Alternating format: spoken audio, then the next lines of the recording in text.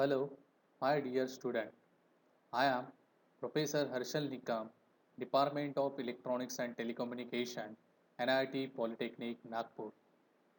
Dear student, welcome you all in third lecture of Unit Waveform Generator.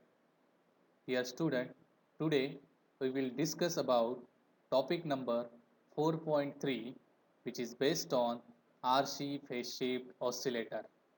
So let's start with our course outcome and its program outcome mapping.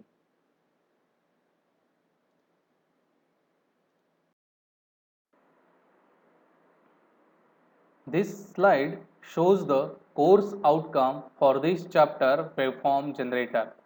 Its course outcome is use BJT as a waveform generator.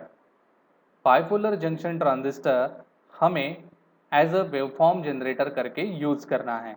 मतलब जो हम oscillator circuit बनाने वाले हैं उसी को हम waveform generators बोलेंगे और वो ऑसिलेटर सर्किट हम with the help of bipolar junction transistor से बनाएंगे। And its program outcome mapping is this table shows the 10 number of POS.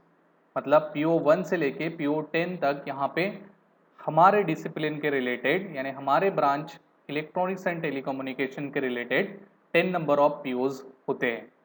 उस 10 नंबर ऑफ POs का हमें मैपिंग करना है इस कोर्स आउटकम के साथ। मतलब इसमें से कौन कौन से PO ये जो कोर्स आउटकम है वो सेटिस्फाई करता है। तो PO1 जो होता है इंजीनियरिंग बेसिक इंजीनियरिंग के रिलेटेड और वो हम मैप कर रहे हैं यहाँ पे एट अ लेवल 1 पे इस कोर्स आउटकम के साथ। PO2 जो हमारा रिलेट करता है डिसिप्लिन नॉलेज के रिलेटेड और वो हम मैप कर रहे हैं 3 लेवल से, क्योंकि वेवफॉर्म जनरेटर्स पढ़ने के बाद इलेक्ट्रॉनिक्स एंड टेलीकम्युनिकेशन का नॉलेज हमारा अपग्रेड हो रहा है, इसलिए हमने यहाँ पे हाई लेवल पे मैप किया है। PO3 वेवफॉर्म जनरेटर यानी ऑसिलेटर के रिलेटेड हम प्रैक्टिकल करने वाले हैं। मतलब एक्सपेरिमेंट एंड प्रैक्टिस ये होता है PO नंबर 3, तो इसको भी हम मैप करेंगे इस CO के साथ एट लेवल 3। PO4 जो हमारा इंजीनियरिंग टूल्स के रिलेटेड है, तो हमें इंजीनियरिंग टूल्स यानी सम मेजरिंग इक्विपमेंट या फिर सम इंडिकेटिंग इंस्ट्रूमेंट की ज़रूरत पड़ने वाले टूल्स की ज़रूरत पड़ने वाले हैं, तो हम इसको मैप करेंगे 2 लेवल पे। सिमिलरली PO9 हमें कम्युनिकेशन करना होगा, जो भी हमने एक्सपेरिमेंट किए हैं उसके रिलेटेड सोसाइटी के अंदर हमें कम्युनिकेट करना पड़ेगा या फिर नॉलेज शेयर करना पड़ेगा, तो इसको मैंने 1 लेवल पे मैप किया है। और PO10 मतलब ये रिलेट करता है लाइफ लॉन्ग लर्निंग के रिलेटेड, तो मैंने इसको मैप किया है at a level 1।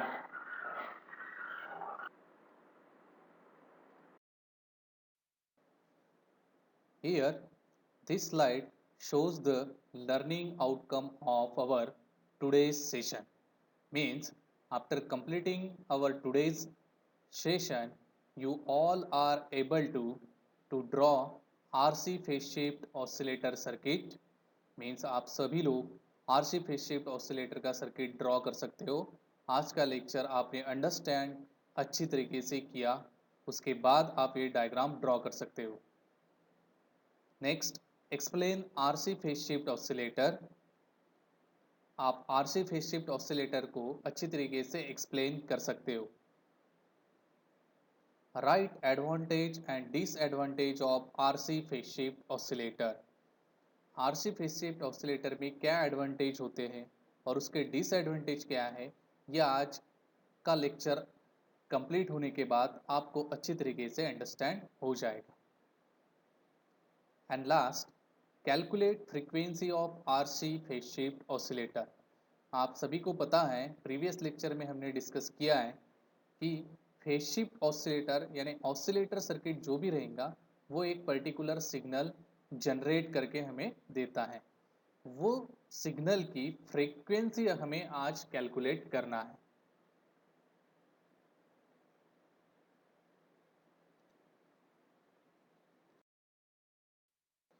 This slide shows the prerequisite knowledge. Means, before going into detail about the RC phase shift oscillator, you must to know some previous knowledge. That is need of oscillator. ये already हमने previous lecture में discuss किया है कि oscillator की जरूरत क्यों होती है।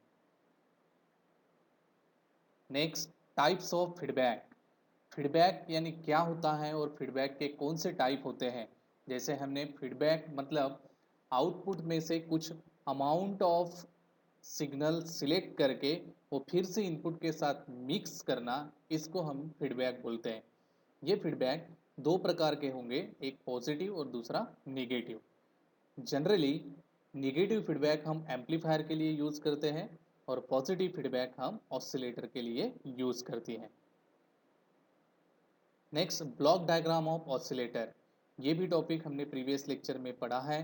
ब्लॉक डायग्राम ऑसिलेटर में अगर हम उसको कंसिस्ट करते हैं एम्पलीफायर से, सिंगल स्टेज सी एम्पलीफायर से, और एक होता है feedback network. Classification of oscillator, ये भी बहुत इंपॉर्टेंट टॉपिक है जो आपको आज आरसी फेज शिफ्ट ऑसिलेटर के पढ़ने के पहले पता होना ज़रूरी है कि कितने टाइप के ऑसिलेटर सर्किट होते हैं। तो आज हम उसी में से आरसी फेज शिफ्ट ऑसिलेटर पढ़ रहे हैं।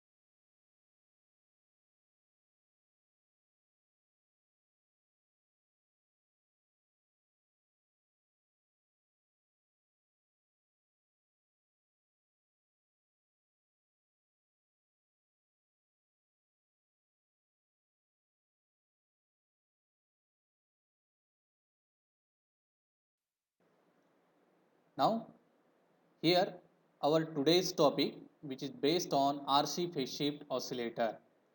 This circuit diagram shows the circuit diagram of RC phase shift oscillator using BJT. Means ये जो RC phase shift oscillator का सर्किट है, ये हमने यूजिंग BJT मतलब बाइपोलर जंक्शन ट्रांजिस्टर का यूज करके बनाया है। यही सर्किट हम FET मतलब फील्ड इफेक्ट ट्रांजिस्टर का यूज करके भी बना सकते हैं। मतलब ये जो अभी यहाँ पे ट्रांजिस्टर हमने यूज किया है, instead of BJT we can also use a FET means field effect transistor भी हम यहाँ पे यूज कर सकते हैं। Now this diagram shows the circuit diagram of RC phase shift oscillator. अभी हम देखेंगे कि RC फेज शिफ्ट ऑसिलेटर में कौन कौन से कंपोनेंट का हम यूज करते हैं। The very first and important component is this transistor. Now, this transistor is connected in a common emitter configuration. Now, see this. This is the emitter terminal of this transistor. This terminal is base and this terminal is collector. तो ये जो emitter terminal है, ये emitter terminal output side में और input side में हमने क्या रखा है, कॉमन। इसलिए हम बोलेंगे कि ये जो ट्रांजिस्टर है, जो बीजेटी है, वो हम कॉमन एमिटर कॉन्फ़िगरेशन में कनेक्ट किया है। इसलिए ये एमिटर टर्मिनल पे जो हमने यहाँ पे रेजिस्टेंस लगाया है, वो हम यहाँ पे रिप्रेजेंट कर रहे हैं आर ई से। आर ई मतलब होता है एमिटर रेजिस्टर, एंड उसके अक्रॉस हमने ये कैपेसिटर लगाया है। उस कैपेसिटर को हमने नाम दिया है एमिटर कैपेसिटर, या फिर आप इसको बाईपास एमिटर कैपेसिटर भी बोल सकते हैं। सिमिलरली ये जो कलेक्टर टर्मिनल है, उस कलेक्टर टर्मिनल पे जो भी रेजिस्टर हमने कनेक्ट किया है, उसको हम बोलेंगे collector resistance. Okay, now this R1 and R2 आप यहाँ पे कंसिडर कर सकते हैं कि ये R2 भी आप कंसिडर कर सकते हैं और सिंपली इसको R1 भी आप नाम दे सकते हैं। Now this R1, R and this RE forms the voltage divider biasing techniques. Okay.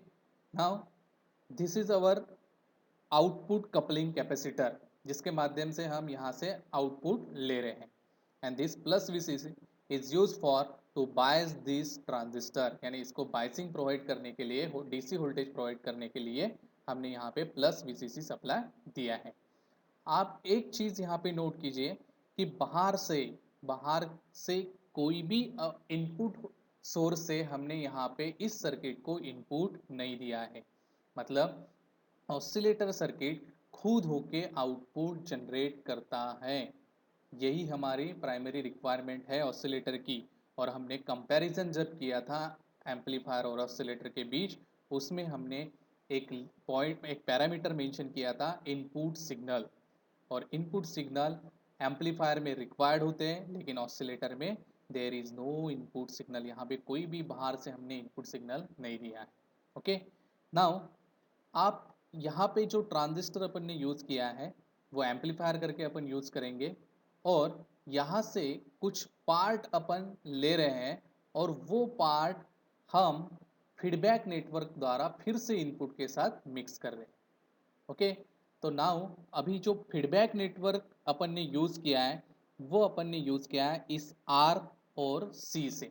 R and C मतलब होता है resistor and capacitor, that's why it is named as a RC phase shift oscillator.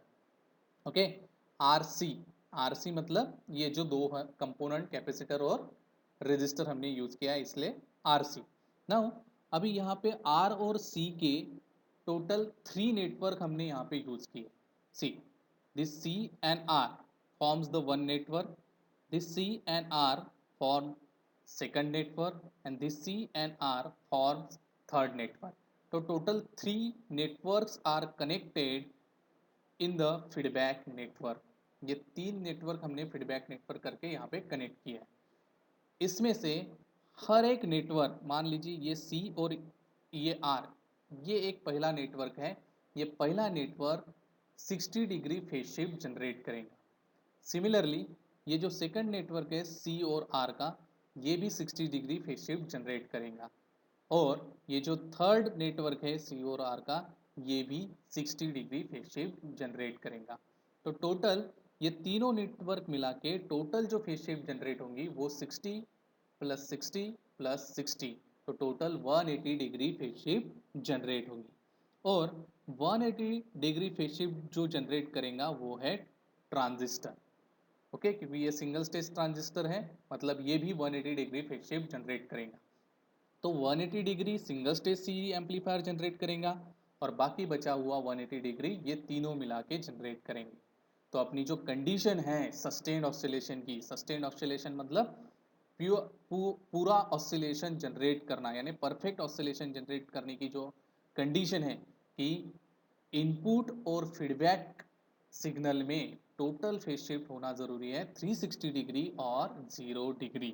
तो 180 degree ये transistor generate कर रहा, 60 ये generate करेगा, 660 ये, 60 ये, तो टोटल हुए 180 प्लस 180, तो टोटल फेज शिफ्ट कितने जनरेट होंगी 360 डिग्री।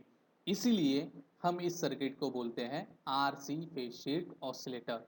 दस यहाँ पे मैं कंक्लूड करता हूँ कि total phase shift generate between input and feedback network is 360 degree. That's why this oscillator is called as a RC phase shift oscillator. Here it shows the important points related to the RC phase shift network, which is already discussed in previous circuit diagram. So very first one is RC phase shift oscillator basically consists from amplifier and RC network with capacitor and resistor. यानी RC phase shift network यानी RC phase shift oscillator जो बनता है वो amplifier से बनेगा। Amplifier मतलब single stage सी amplifier, और दूसरा रहेगा RC नेटवर्क, RC मतलब रेजिस्टर एंड कैपेसिटर से। Amplifier can be single stage BJT और एफईटी। एम्पलीफायर जो है यानी जो अपन ने ट्रांजिस्टर यूज किया है वो इधर बीजेटी से बनेगा या फिर फील्ड इफेक्ट ट्रांजिस्टर मतलब एपीटी से बन सकता है। 3 RC network is used. Total कितने नेटवर्क अपन ने RC के यूज किए हैं 3। हर एक RC नेटवर्क कितने फेज शिफ्ट जनरेट करेगा 60 degree.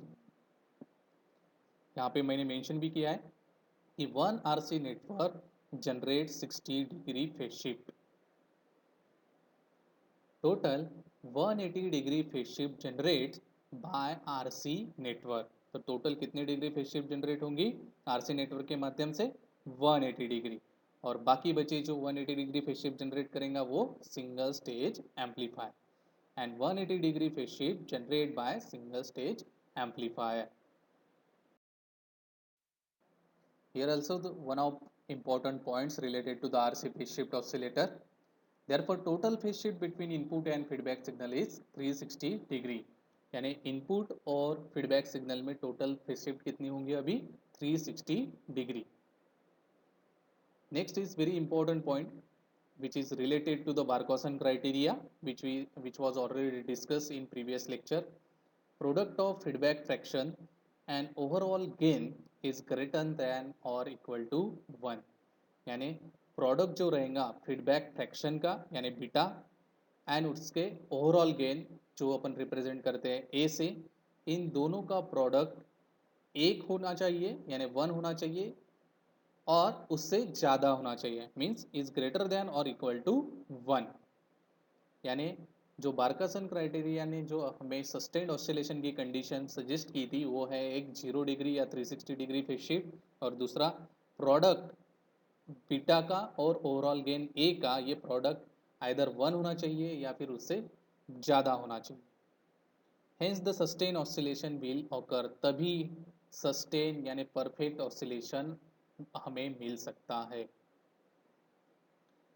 Thus, the frequency of RC phase shift oscillator is calculated by the formula f equal to 1 upon 2 pi under root 6 RC बोलिए या फिर आप CR भी लिख सकते हो. Okay, f equal to 1 upon 2 pi under root 6 RC. R मतलब resistor की वैल्यू एंड C मतलब कैपेसिटर की value. Okay, so this is all about the RC phase shift oscillator. The frequency formula of RC phase shift oscillator is very much important as far as your exam point of view, because इसके ऊपर के numericals आते हैं तो ये formula आपको अच्छी तरीके से याद रखना है. Okay,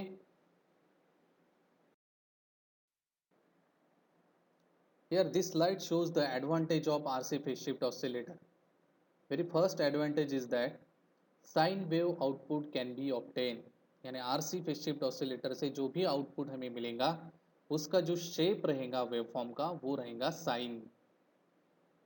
simple circuit. This is important advantage because हम फीडबैक नेटवर्क जो बना रहे हैं वो सिर्फ रजिस्टर और कैपेसिटर के माध्यम से ही बना रहे हैं, इसलिए इसमें ज़्यादा हमें कॉस्ट भी नहीं लगने वाली कंपोनेंट की, इसलिए RC phase shift oscillator is simple circuit.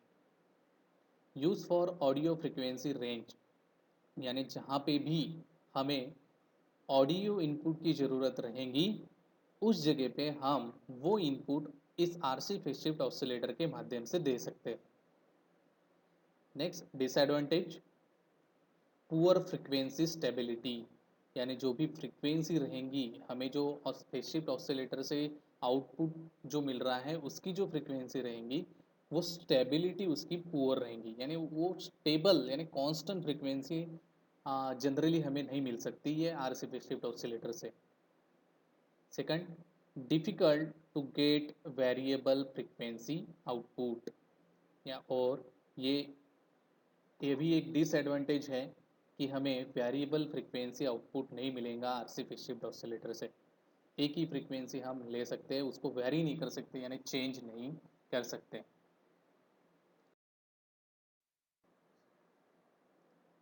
So now here I summarize my today's lecture. So after completing our today's lecture or session, now you all are able to draw RC phase shift oscillator.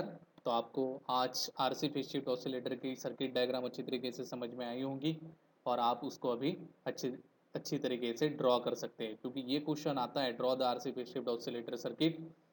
इसके ऊपर 2 mark का question आपको 100% आ सकता है. Explain RC phase shift oscillator, तो ये draw RC phase shift oscillator और explain RC phase shift oscillator ये आपको 4 मार्क के लिए कंबाइन क्वेश्चन भी आ सकता है. write advantage and disadvantage of RC phase shift oscillator. This is also important related to the RC phase shift oscillator. ये भी हमने आज अच्छी तरीके से डिस्कस किया है. तो एडवांटेज डिसएडवांटेज आपको 2 मार्क के लिए ये क्वेश्चन आ सकता है. Calculate frequency of RC phase shift oscillator.